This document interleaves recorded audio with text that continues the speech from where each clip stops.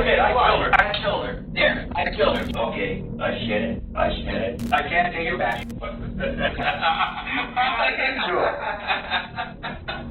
What's so funny? Meet 73-year-old James Prokopovitz, an evil grandpa who has just made the biggest slip-up of his life.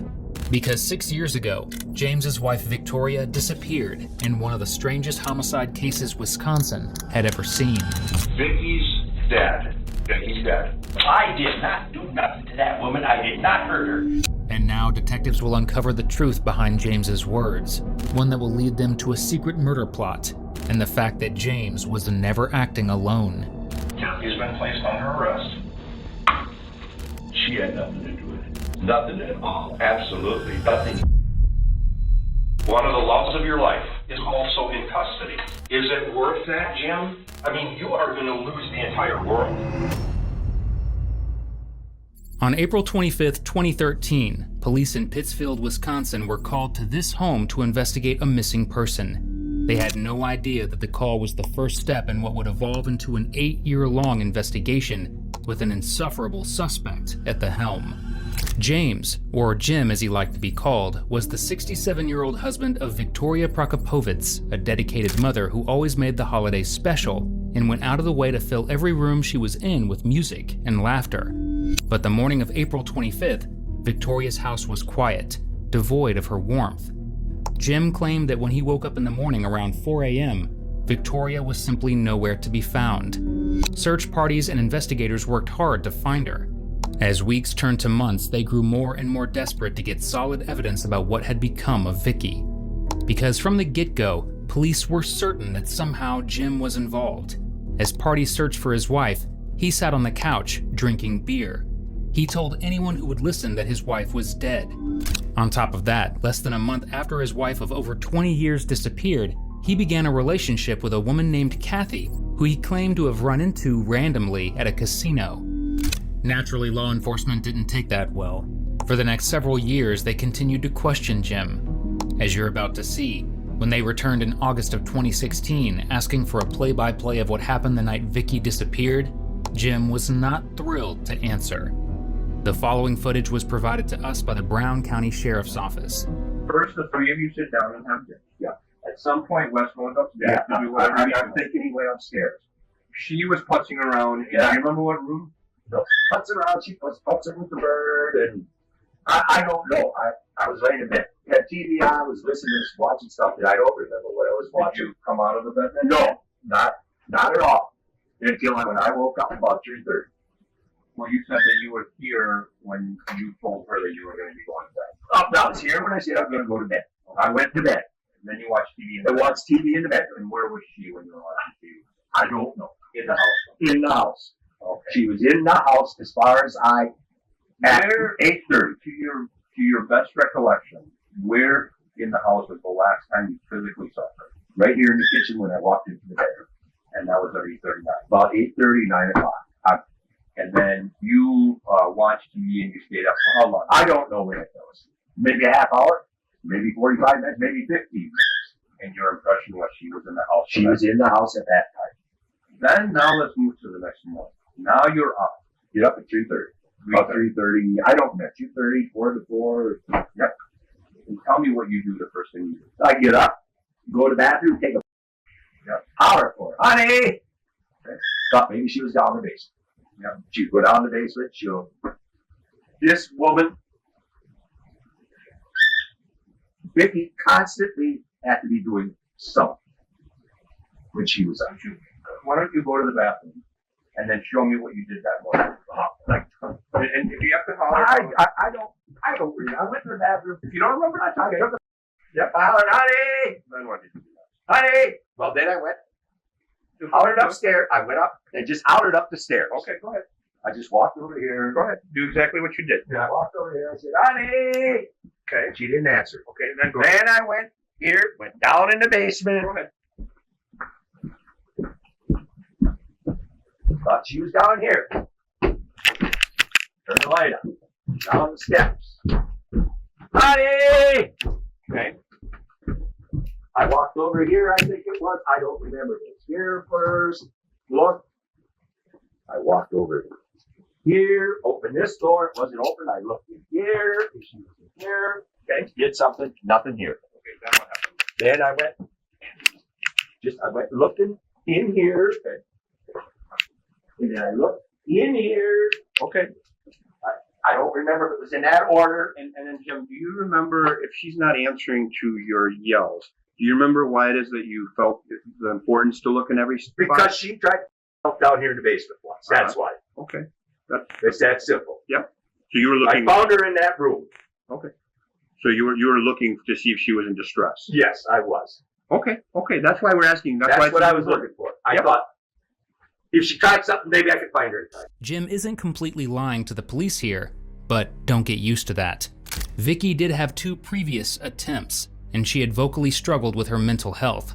However, her last attempt was over a decade before her disappearance, and according to her psychiatrist, who she had been seeing consistently for 5 years, her mental health was in a very good place at the time she went missing. That doesn't really bode well for Jim's continued narrative about what happened to his wife. What happened? You said you went. You went outside. I went outside. Yeah, that's fine. Outside. Okay.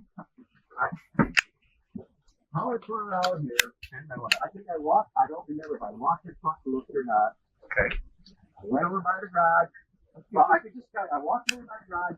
The doors are all locked on the outside. I think sometimes it's easier when you walk like this. So whatever you can remember, fine. Whatever you can't, tell me you don't remember. Okay. You're still looking for her. Yeah. So I walked over here. I saw all the kids were in the doors.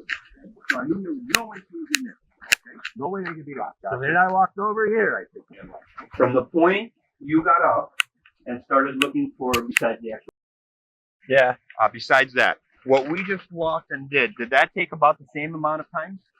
Pretty close, because I was going pretty fast. Good. Okay. Then you went to your truck, and that's when you went to look out. I was there about 4 o'clock. I don't know exactly what time I got. I don't know. So you thought it was sometime between 3:30 and 4:15. What time were you supposed to be at work that night? I usually try to get there by 6. Okay. Law enforcement has Jim get in his car and drive them the exact route that he took the morning when he was supposedly looking for Vicki. And then just walk me through what you remember you were thinking or why you I was thinking, I don't remember which way I went first. That's okay. Seatbelt on. I don't need to get the damn ticket. Okay, thank you for reminding me. Just talk through it. Whatever. I don't remember. I'll show you the roads I went on. I have no idea what kind of state of mind she was in or what person she was. She had multiple personalities. I told you that. Yeah. And I had no idea who she was there. And if she changed or didn't change or what else. What are you thinking when you're coming there now? I'm hoping I find her in Chelsea. Shot. So Drive exactly what you remember when you're. I drove in here. I didn't get out. So just drive where you drove. You drove in here or here, I don't know. I don't remember. I think I drove in this one. Okay, go ahead. Do what you remember best. So you said you didn't get out. I didn't get out. I drove by here. I didn't go in. Just drove by and looked through the window to see if anybody was there. Didn't see anybody. There was no cars here. No nothing here. Gotcha. Okay. Went around. There was no cars on the drive? No cars were at the pumps. Oh, okay. How about park? Do you remember any? No, you remember. I don't. Did you go to Maplewood at all? Nope. I didn't go to Maplewood. Okay, so then you just turned around. I turned around. I went back. Okay, so went in the shell, went in the front, so you never went in the back? No, never went to the back. I figured I would see her walking around the road or out in the open. So now we're doubling back. I got you. The Shell station that Jim claims he went to will eventually become the nail in the coffin for his case. He doesn't know this, but back in 2013, law enforcement actually collected the footage from the station on the morning that Vicki disappeared, and he is absolutely nowhere on it. In fact, he's not even seen driving by the station, let alone stopping at it. In addition, Vicki was actually recovering from colon cancer at the time of her disappearance. She often had to walk with a cane, and even with her cane, she struggled to walk short distances. The idea that she walked over a mile in the dead of night is frankly preposterous. But so is Jim, so him telling that dumb story kind of makes sense.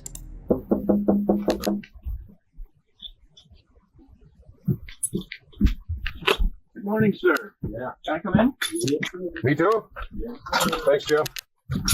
What's home, I see? What's home? Yeah, guy's upstairs sleeping. Oh. What? Sleeping? It's noon. He sleeps all day. Well, like I told you over the phone, I don't expect to take a long time. Very quick. I just want to do one thing today. You told us about your friend in Shauna. What was his name again? John. All I want to do is you indicated that you know where the house is, but you just don't know what street it's I on. don't know. I haven't. Like I said, it was 3 years ago. Yep, not a problem. So what I want to do is see if we can hop into either your truck or my car and see if we can find the house. That's all I want to do. I don't remember exactly what street it is on. We'll go check. I don't remember, Roman. Well, who's driving? But you said you remembered where it was. You just didn't know the address. I didn't remember exactly. I went to see him 3-4 different times. This guy I knew who drove truck. Right. I knew a lot of guys who drove truck. Up and down 29, all the way from here, all the way out into Minnesota. And all the way down into Illinois, and all the way to Michigan. Here's what I'm thinking, Jim. Do you normally take the highway or the back roads when you went to Shauna? I went different ways. Sometimes I'd take the back road. Sometimes I'd go in on the highway. So And I'm not going for a ride today. And all your damn questions, Roman, now it's on TV that it's a murder trial or a murder investigation or death investigation. It was on TV, on Channel 26 or something. If this keeps up, I'm going to hire myself an attorney. I've been real friendly with you guys. I've given you everything you wanted all the time. I'm not going to drag some other people into this because every time I give you a name, you drag them into it. I'm done answering questions. If you want to know something about Vicki, I'll try and help you. And it was on TV. Oh, that she wasn't depressed or anything else. She was seeing a goddamn psychiatrist when this happened. She was on medication when this happened. None of that goes on TV. No. None of that's on there. It's never on there that she attempted a couple times and was bound determined to do herself in. That was never mentioned. Well, we can't control. I know you can't control it, but that's the trouble. Yeah. Then the search warrant. That went out. And then you never left me a list of what you took out of the house. I never got one. I never got a list. And I was supposed to get a list of everything that you took. So let me kind of address a couple of things that you said. You're absolutely well within the right if you want to hire an attorney, if you want to stop speaking with us, if you want to stop. I don't want to stop speaking with you guys, but it's getting to be the same thing over and over and over. No. And I'm letting you know that's absolutely your right, Jim. I know it's my right. Jim's son, Wes, and Wes's partner, Crystal, come downstairs at this point. Wes confirms his father's timeline about what time he got home the morning his mother disappeared. I'm tired of worrying. I wish you guys would find her. Somewhere, somehow, I wish you'd find her. Yeah, that's what we're. And I wish you'd find her. It's terrible. I hope she's 1,000 miles away when she turns up. And then there's no way in hell I could be responsible. Because you can go, I don't know how you'll be able to do that for an hour or whatever. You'll be able to tell how many days I was at work all the time. Usually 6 days a week. Mm-hmm. Sometimes 7. So if she's going to get it 1,000 miles away, she might be deceased. Well, a deceased or alive, I don't care. And if she comes back alive, good. Then everybody will look foolish. You know, we spoke about the likelihood of her being deceased or her being alive. And I understand it. And yet you hear these people showing up 10 years later somewhere. 8 years later. 7 years later. That does happen. It does happen. It does happen. I'm not saying it's going to. I wish it would. It would make life a whole hell of a lot simpler for everybody. Jim, tell me why you feel like you wish you could just go to bed Because and not wake up. I'm tired of fighting and trying to prove that I didn't have anything to do with it. I gave you everything you guys wanted without a warrant or anything. If you would have wanted to search the house, come here and do what you did, you didn't need a search warrant. I would have let you. But you had a search warrant. That was all in the paper. All about the search warrant. Well, that's a public document. I know. But it could have been a sealed search warrant. I can't keep it sealed forever. Yeah, No, not forever. But you can. I could seal it for 30 days, 60 days, 90 days. Whatever. But it was out instantly. At this point, police had indeed conducted a search warrant of the home the Prokopovitzes shared. Jim would be even more angry if he had any idea what law enforcement found in his home. Not only did they find incriminating telephone records, but they found several spots of blood. Yet when police leave, Jim seems to think he's in the clear. However, he's unaware that his son's partner is waiting outside, and she's eager to give the police some shocking information. Do you have something for us before we take off? I don't understand the mental set that when you look somebody and then somebody, you don't go off and just another woman I think it's wrong. I don't do it. What's wrong? That he goes to Kathy all the time. Oh, well, yeah, that's his business. I know that's his business, but like he's still married to him, you know? And it hurts me. Right. It really does, obviously. Yeah. I mean, we can understand that. And the fact that he had an affair with her before that, and explicit pictures were of her. And how do you know those things? How do I know them things? Yeah, how do you know he had an affair, and then how do you Wes know? told me. Okay, so Wes informed you of that. Yeah. And how long ago had that been prior to Vicki going missing? I don't know, all the time. I mean, Okay. And what did Wes base that off of? Did he see something? Did he just learn something? Hear he something? knows that the pictures were of her. Okay, and tell us more about those explicit pictures. Where did he see those or find those? I'm not sure exactly. I think you see him a couple somewhere, but I don't know where. Okay. I haven't asked him that. Wes is so stressed out. He doesn't want that. Yeah, and we're working toward that. We want to bring her back. When your own son is claiming that you've had affairs, you're really doing a bad job of hiding it. Vicki's psychiatrist confirmed that she talked often in their appointments about Jim being unfaithful and how deeply it hurt her. Despite Jim's attempts to look innocent, Brown County and the state of Wisconsin decided to press forward with what are known as John Doe trials, which are trials held in front of a judge without a jury to determine if a crime has been committed. The suspects in this case, Kathy and Jim, are put up against witnesses brought forward by investigators. As you're about to see, Jim didn't handle the aftermath of the trial well. After about 2.5 hours of waiting in the interrogation room, Jim seems to have gotten over his anger. For now, at least. Jim? Yeah. Can I come in? Yeah. That was it. Let me sit down here. We want to talk about a couple things going forward. Okay? I'm going to tell you about Kathy and some of those things, but before I do that, I have to read you your rights because you're in custody. Okay? Mm-hmm. If at any time you don't understand the question, you don't want to answer, you want an attorney, you want to stop, you want to tell us to get out, you want to tell me to get out, Roman to get out, whatever. Okay? But I have to read you your rights. Right. Okay?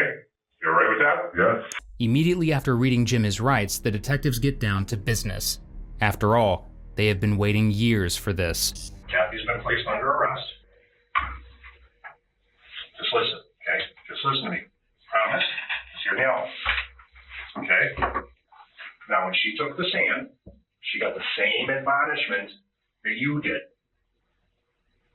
from the judge. Yeah. Remember the judge?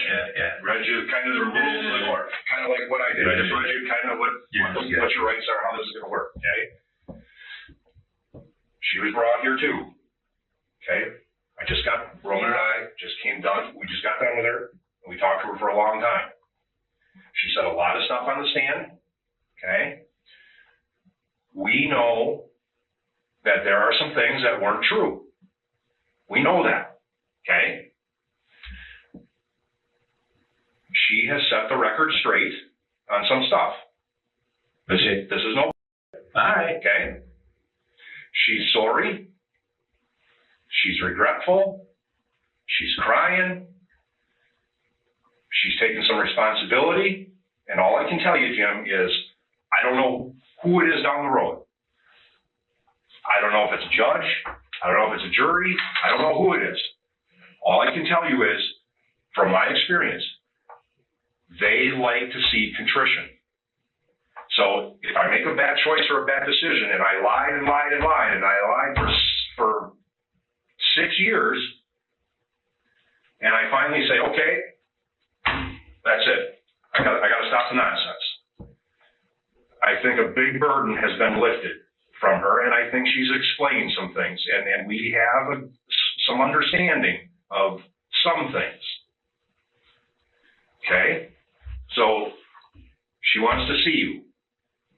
Mm-hmm. Okay? That's against my better judgment. Okay? Roman said, hey, you did the right thing, Kathy. We'll let you see Jim. Okay? This can't be a long sit-down thing or anything like that. Is she going to jail too? We'll talk about that, okay? Because her animals, there's nobody to take care of her animals. We understand, okay? But she made her choices and decisions too, Jim. Yes, I know. She heard the same admonishment as you. When the judge says you can't lie, I know. then you can't lie. I know. It just gets you jammed up, and the snowball, it gets bigger. It's just not worth it. It's not worth it.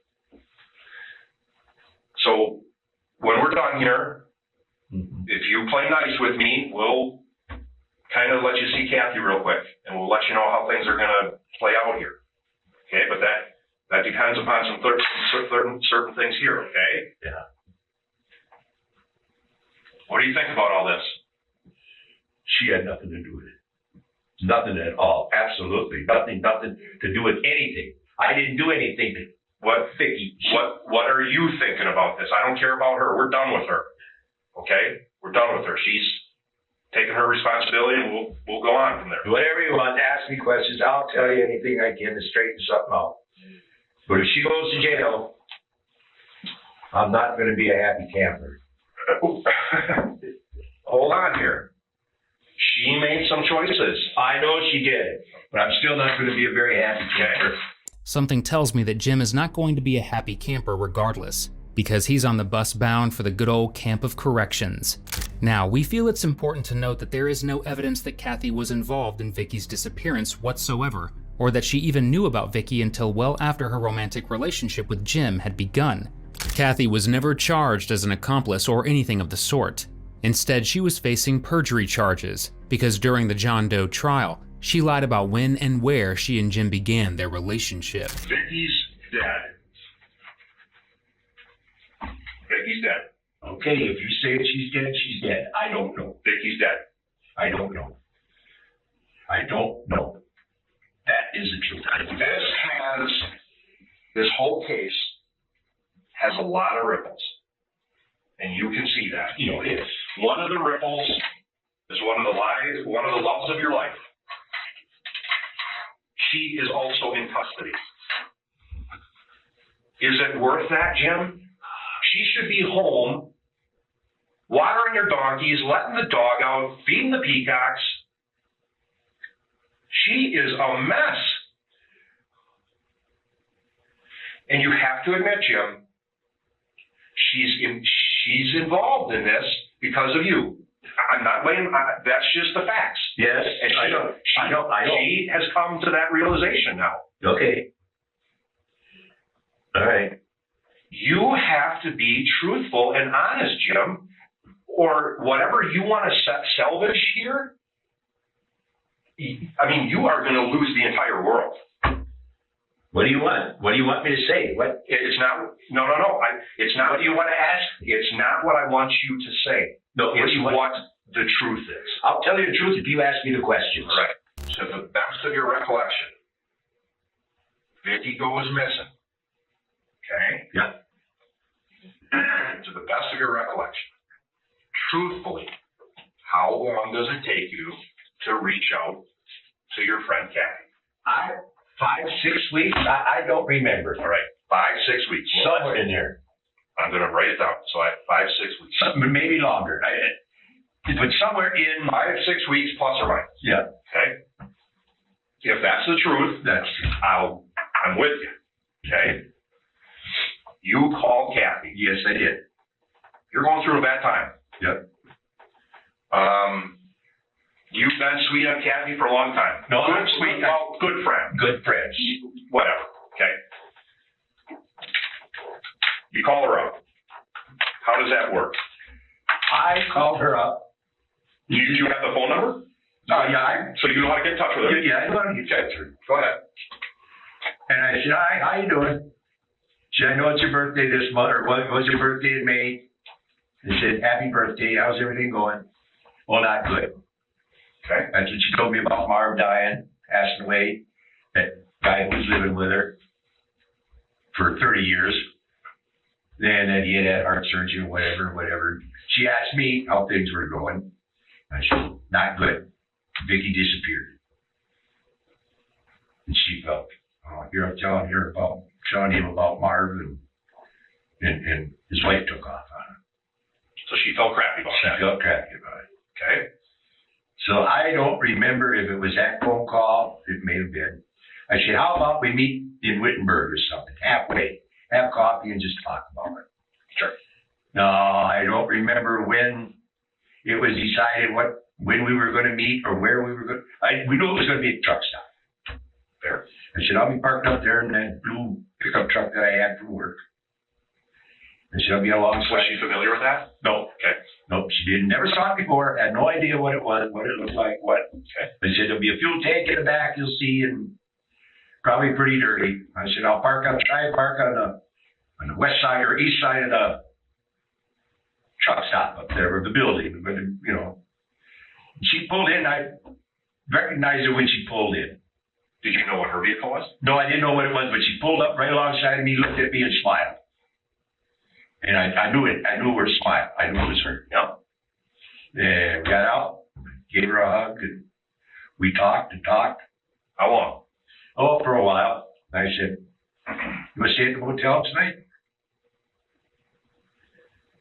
I don't know. She was in. I said, well, you want to?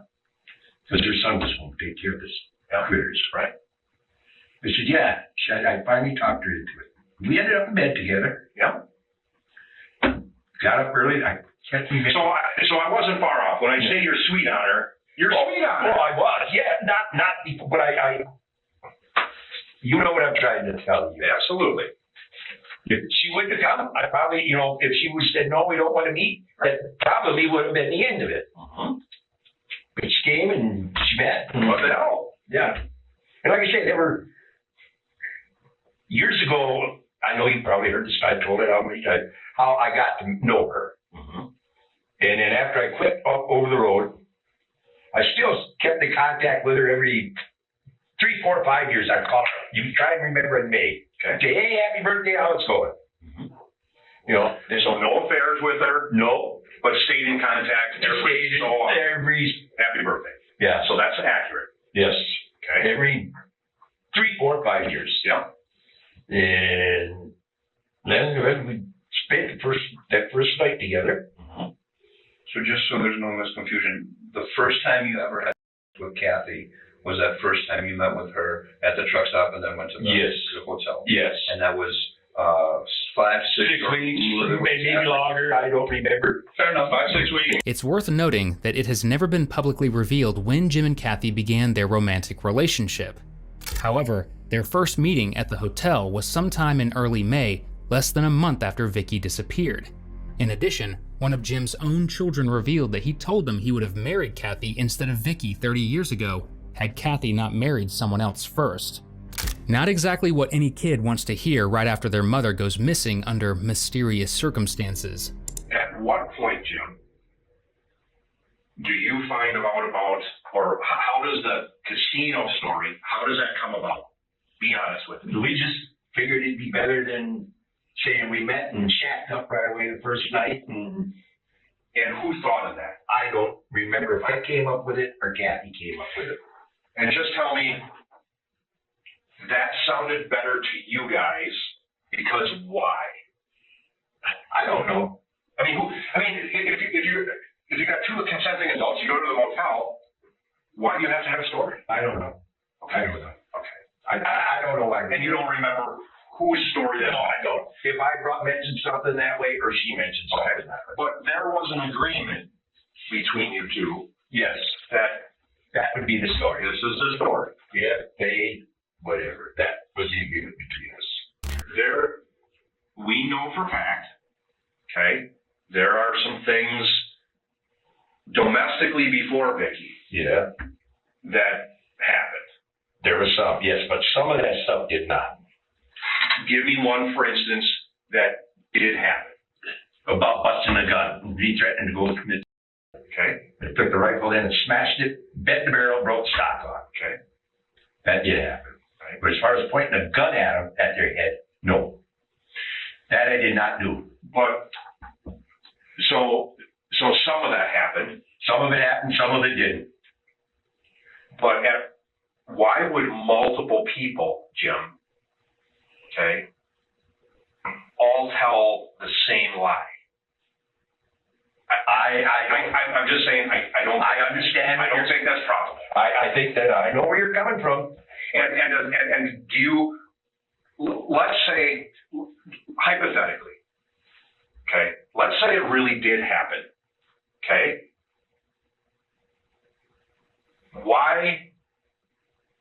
What would be your reasons why you wouldn't want to be honest about that or tell the truth about that? You get in trouble, I suppose. Well, Not now anymore. No. But related to now.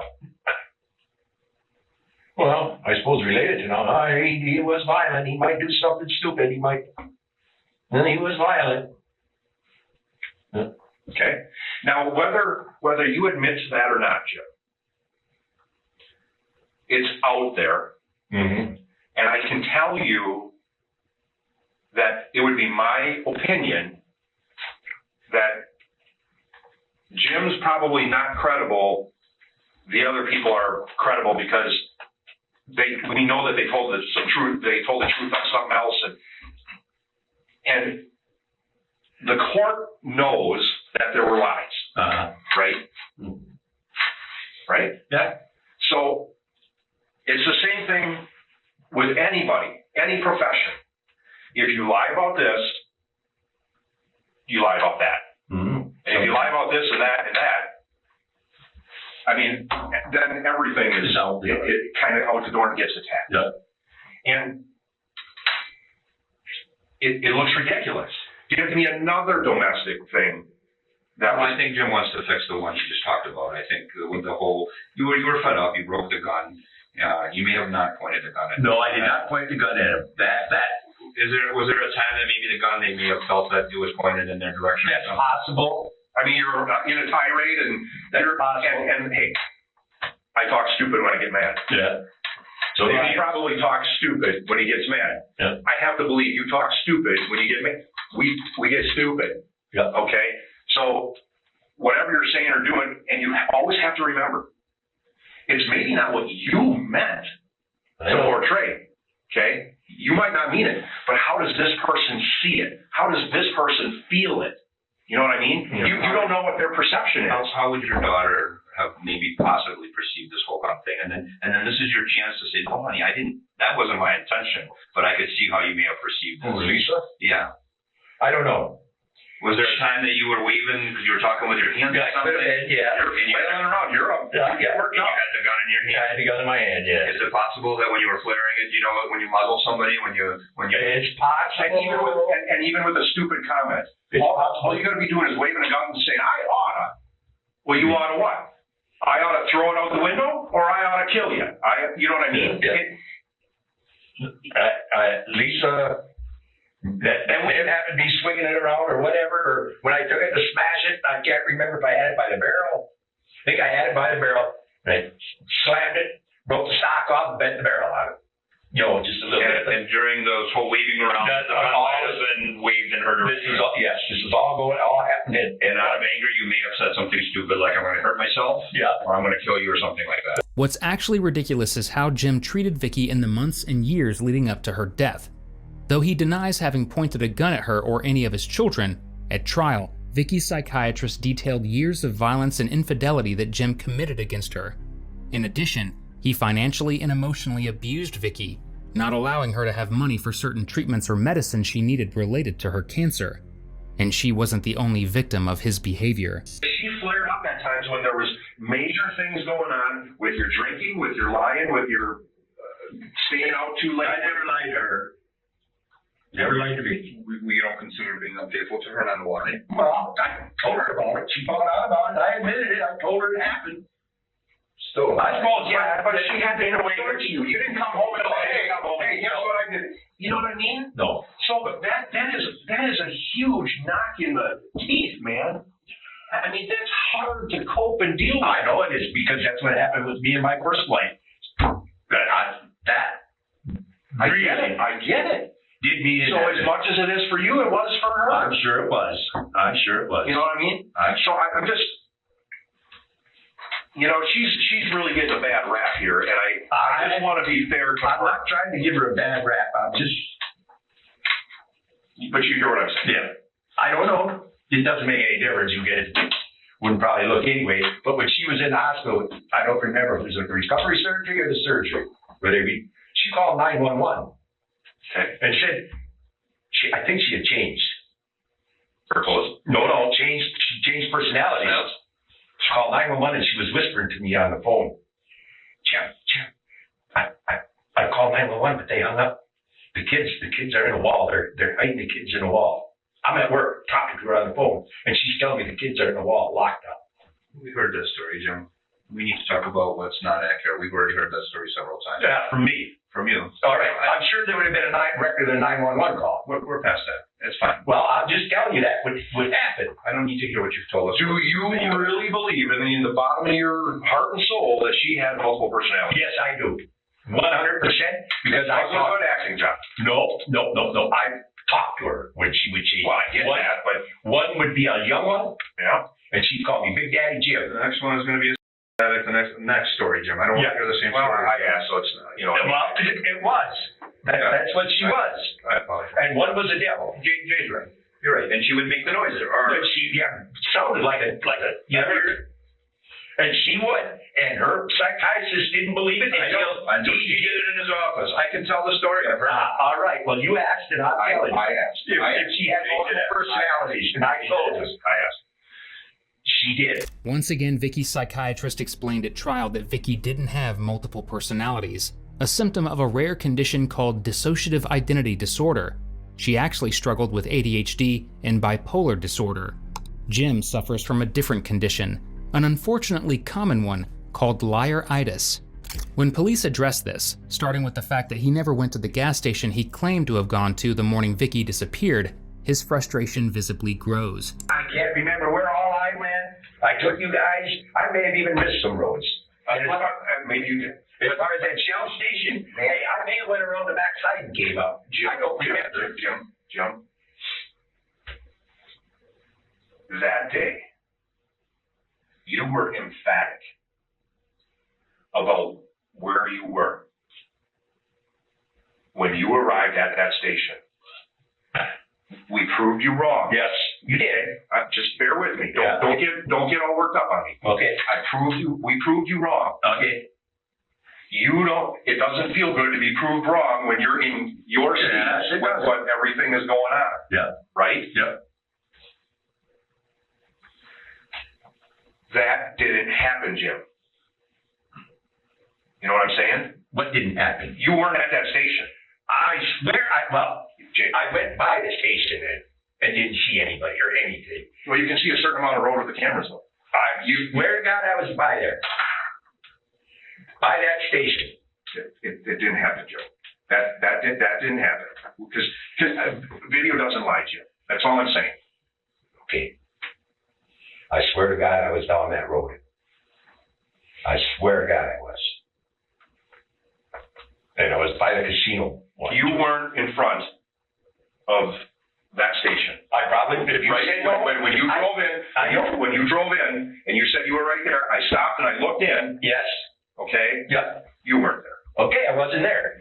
But I was around there that day. I was running like a chicken with head chopped off looking. Why in the world would you drive? You were driving. You were behind the wheel. Why would you drive yourself into that station?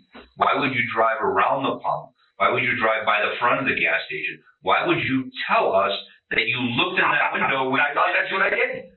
I thought that's what I did. In my mind, I did that. What else about today that you were asked that just give me a big chunk thing that you can remember that you lied about? Anything that you can kind of recall that you don't remember anything else? Not that I can think of. Police have a theory on where Jim actually was instead of the gas station at that time. One we'll examine later that is incredibly disturbing, but surprisingly, one that Jim doesn't outright deny. Let me just bring up kind of an overarching big one, the bed. For a long time, this all said, you were in the bed. We have the bed. There is very, very, very, very strong Prove that I didn't sleep in bed. right. Okay. Now, I have to believe, Jim, that you can remember if you were in the chair all night or you were on the bed. Well, you were just telling us a story, so we go away. Just No. like you told us a story about the shell station. I know what you're saying. That you can remember. I just respectfully, I have to say, you got to tell me. Where's your time? Okay, we can fire a ship on some stuff. Okay. All right. I wasn't in bed. I'll tell you that. Okay. I didn't sleep in bed. I slept on the chair. Why'd you lie?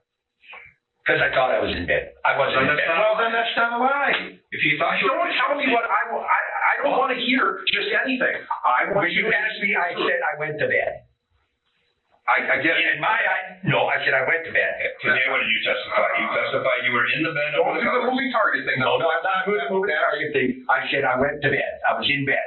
In your bed, in the bedroom where there's a TV, and you were under the covers. That's what you testified to. I don't know if I was under. I've never said I was under the covers. Absolutely, it's transcript. Okay, I did. So here's what I'm going to tell you, Jim.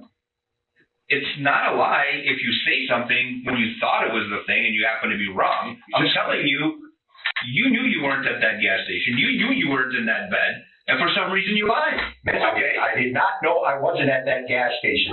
In my mind, when you asked me about it, I didn't ask you. You drove me there. yeah, but you asked to show you the route. Yeah. And then in my mind, I'm trying to remember where all I went. Yeah.